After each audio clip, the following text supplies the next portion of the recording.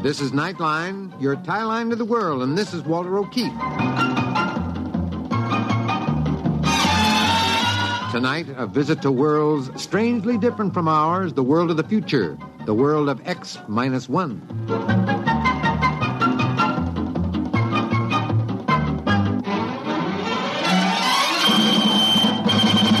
Now, here is the future, X-1. Countdown for blast off. X-5, 4, 3, 2, X-1, fire.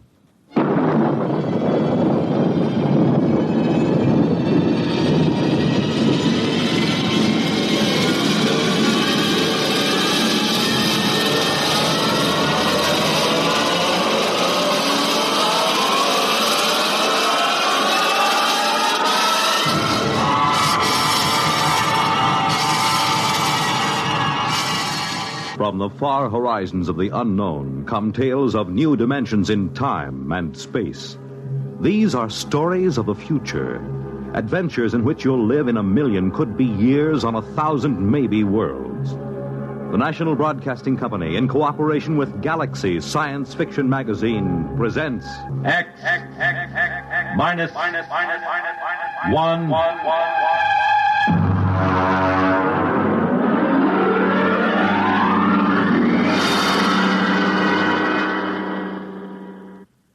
Tonight, Death Wish by Ned Lang. But first, hear this. During the theater season in New York, people flock from everywhere in the nation to see the latest Broadway plays. But very few of these people have ever been fortunate enough to experience the thrill and excitement backstage at one of Broadway's top musical comedies. Tomorrow night, Monitor invites you along as Don Russell goes backstage at the Broadway musical hit Simply Heavenly, introducing you to the cast, the author, listening to the songs from this fine musical show. It'll be an experience you won't soon forget. Then, on Saturday, for sports enthusiasts, Army versus Notre Dame, and Monitor brings you this football classic direct from Municipal Stadium in Philadelphia. Add to these features Monitor's special coverage of the pomp, ceremony, and celebration during Queen Elizabeth's tour of Canada. Visits from celebrities like Mickey Rooney, Tennessee Williams, Tony Bennett, and Burl Ives, and you have some idea of the top variety of entertainment Monitor will bring you all weekend. So start your weekend right with Monitor on Friday night and stay with Monitor all weekend long over most of these same NBC radio stations.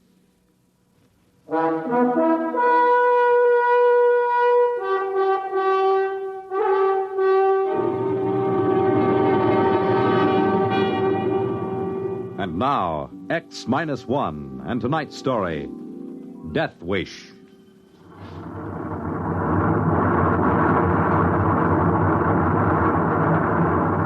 Fuel consumption normal. We'll reach Point Able in 10 seconds from now. 9, 8, 7, 6, 5, 4, 3, 2, 1. Cut! Well, gentlemen, we're on our way to Mars. Now, Mr. Ratchett, give me a 30-second warning before we reach Point Baker. Very well, Captain. Now, Mr. Watkins, what's the condition of your engines? Don't you worry about my engines. The Deidre may be a cantankerous old crate, but she's good for another 5 or 10 round trips to Mars. You can lay to that. Look at him, Captain. If anybody criticizes his engines, you can actually see that walrus mustache of his bristle. Listen, Ratchett, I've had about enough of these personal remarks of yours. Stick to your navigation and let me alone. Now, Watkins, let's not get into another of those arguments. Now, that's an order. Aye, sir. You had a reason for asking about your engines. I've made enough trips to Mars to know the way a ship should sound. There's something about this one. I don't know quite what. There's nothing wrong with this ship, Captain Summers. I'll tell you something, though, every engineer worth his salt knows. There are just two kinds of equipment. The kind that fails bit by bit, and the kind that goes all at once. When something happens to the Deidre, you'll know it right away. You won't have to ask. Well, maybe so. But I wonder if our cargo didn't shift on the takeoff. Mr. Ratchett, would you be kind enough to check on it? You bet, Captain, right away. You worried about that new Farrington computer we're carrying, Captain? Well, not worried exactly, but it's a responsibility. That thing is by far the largest, heaviest, most delicate piece of machinery ever transported in space. It's an evil thing, with its blinking eyes and scheming brain. I'll be glad to get to Marsport and get it off the ship. Well, so will I, Watkins, but not quite for the same reason. I don't quite share your feelings about the personality of machines. That's because you don't know anything about them, Captain. I do. And I don't like that computer thing back there in the hold. All in order in the hold, boss. Cargo hasn't shifted. All right, Mr. Ratchet. Maybe I'm borrowing trouble, 30 seconds to Point Baker, sir. Very well. Strap yourselves on the acceleration couches again. You sure you don't read anything, Mr. Watkins? Not a thing, sir. I'll vouch for every bit of equipment on the Deidre. 15 seconds to Point Baker. Prepare for new acceleration. Engines ready for firing, sir.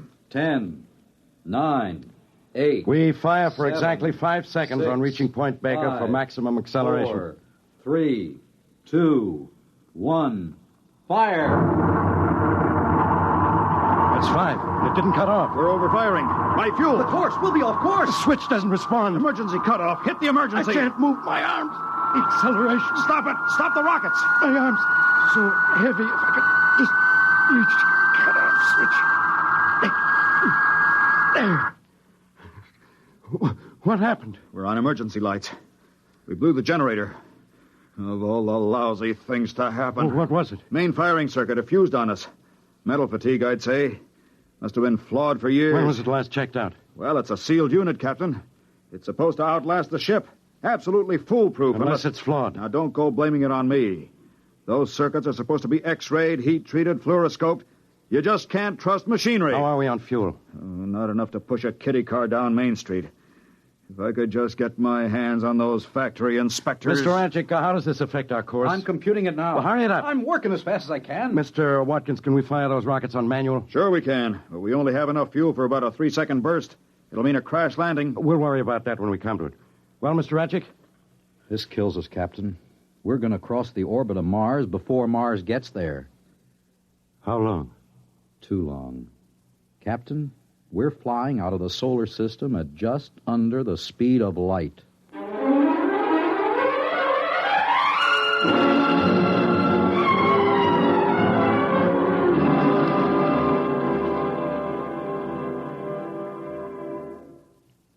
You're listening to Death Wish, tonight's attraction on X-1.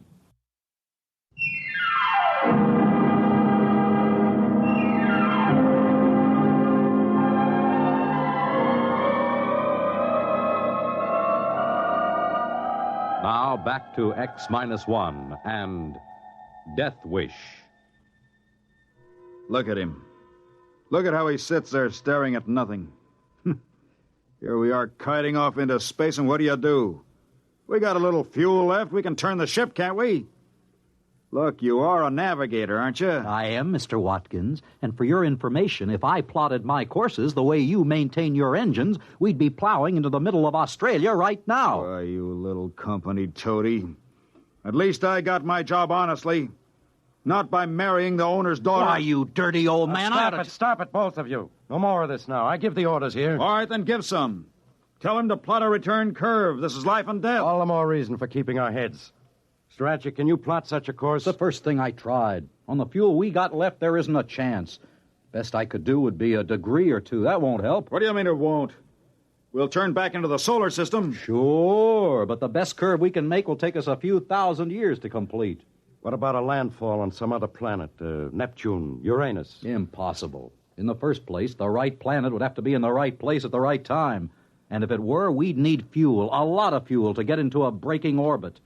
And if we could, who'd come and get us? No ship has gone past Mars yet. Yeah, but maybe there'd be a chance, just a slim chance. Maybe, but we can't swing it.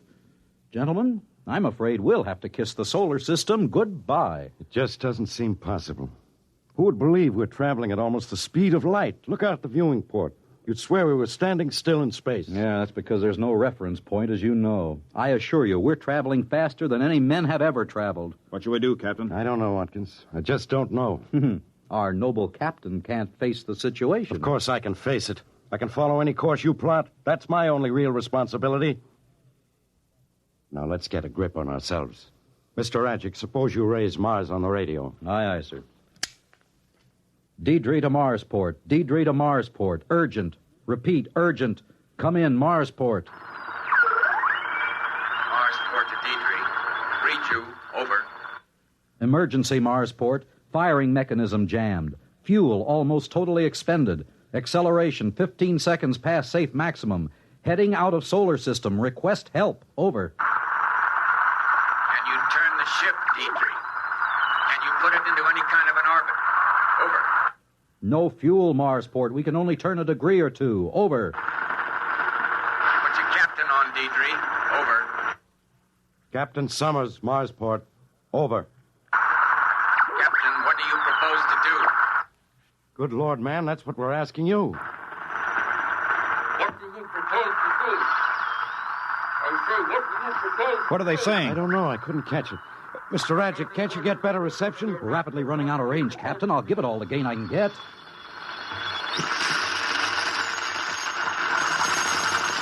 To Deidre. Marsport to Deidre. Can you read me? There they are. Shut up. Deidre, what can you do for us? Over. Captain, we can't think of a thing. If you could swing into any sort of orbit. We can't. I told you that.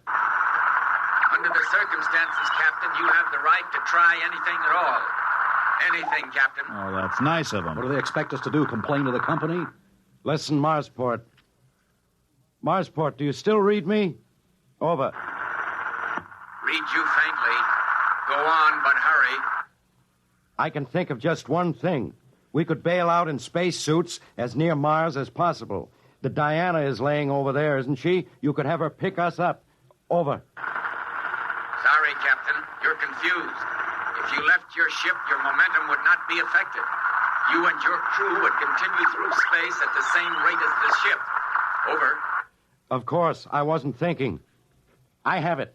Send the Diana out to intersect our course. Maybe we can find some way to transfer. My navigator will help you plot the intersection. Over.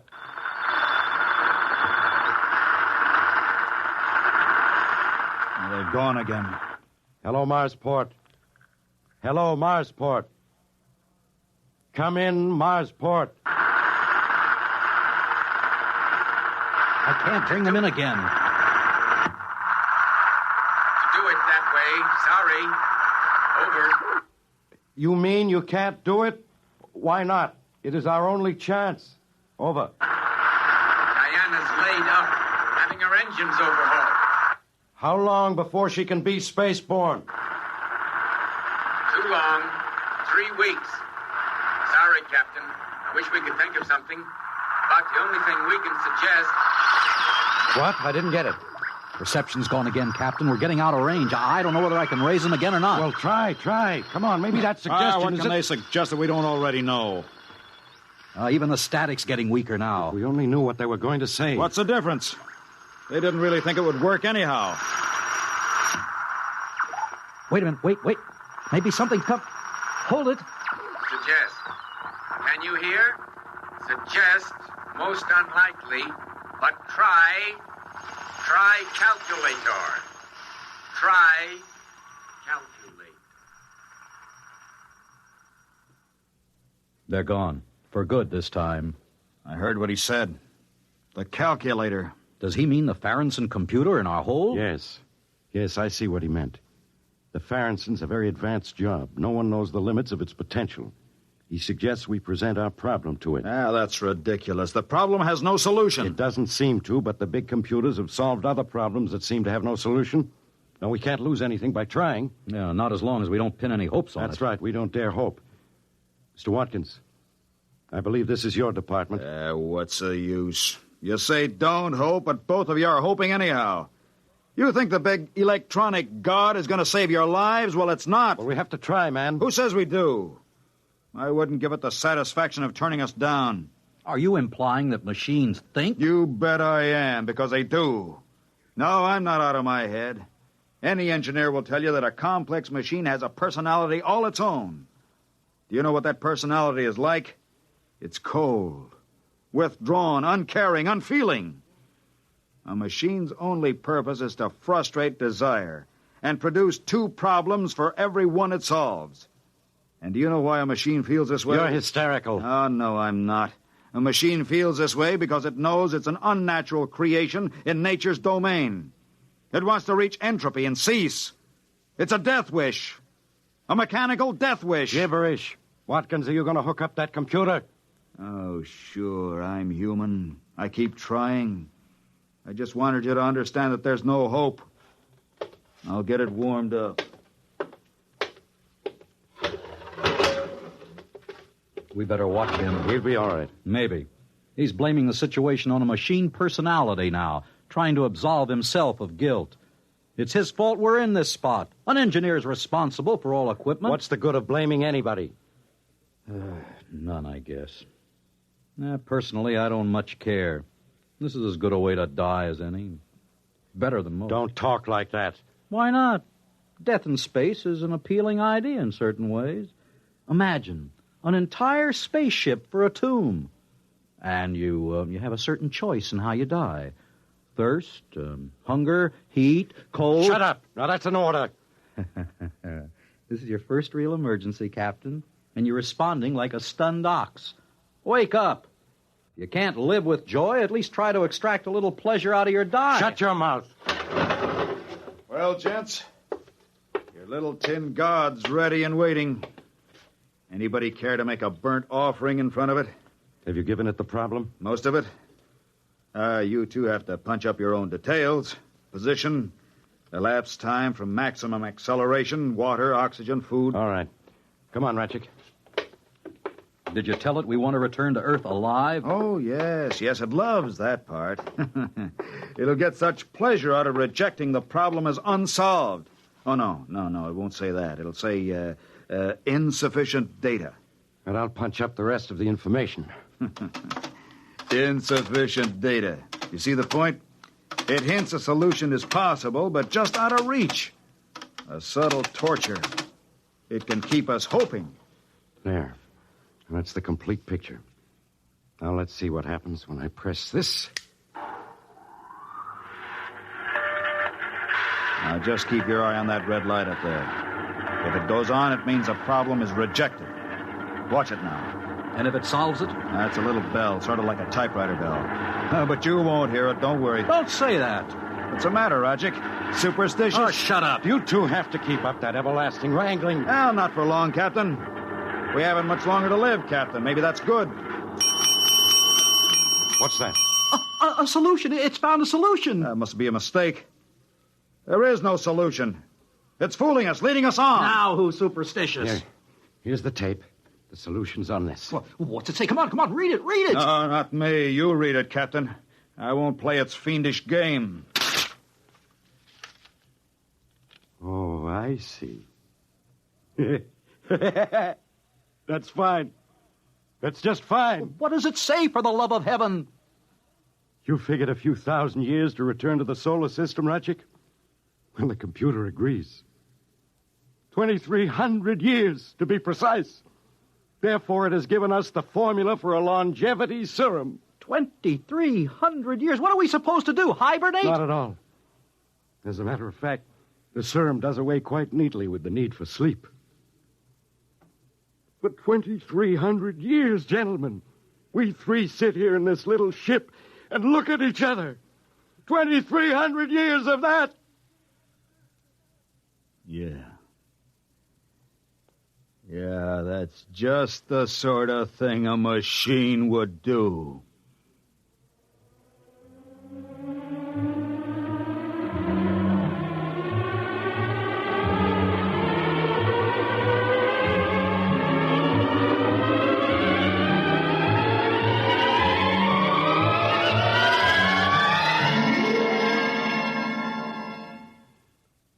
Fred Collins again, and I'll have another word for you about X-1 in a moment.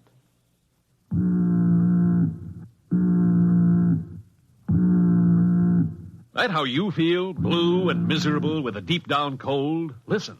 Every second someone takes it for the miseries of a cold. Millions more take bromoquinine. Every second someone takes it for the miseries of a cold. Bromoquinine. More people have taken more bromoquinine cold tablets for more complete relief than any other cold tablet ever sold. You could use aspirin or cough syrups or nose drops all day and not get bromoquinine's relief. Bromoquinine works to relieve stopped-up nose, body aches, fever, irregularity, the blues, and headache, too. Yes, more complete relief for even virus colds. For bromoquinine is the only cold tablet sold with wonder-working quinine and 5 medicines health fortified with vitamin C. Remember, every second someone takes it for the miseries of a cold. Millions more take bromoquinine. Get bromoquinine brand cold tablets. You have just heard X-1, presented by the National Broadcasting Company in cooperation with Galaxy Science Fiction Magazine, which this month features You Were Right, Joe, by J.T. McIntosh, the story of a time traveler who, going into the future, hardly expected to encounter a Neanderthal man.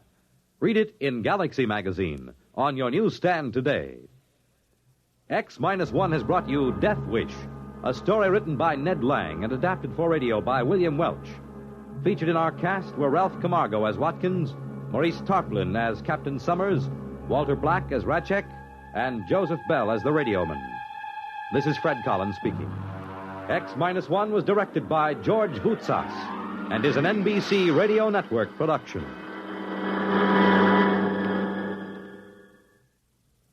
There's excitement in the air at night, and Nightline brings it to you.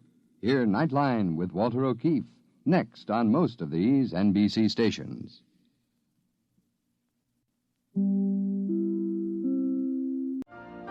You've been listening to the OTR Gold Network. Find more classic radio at otrgold.com.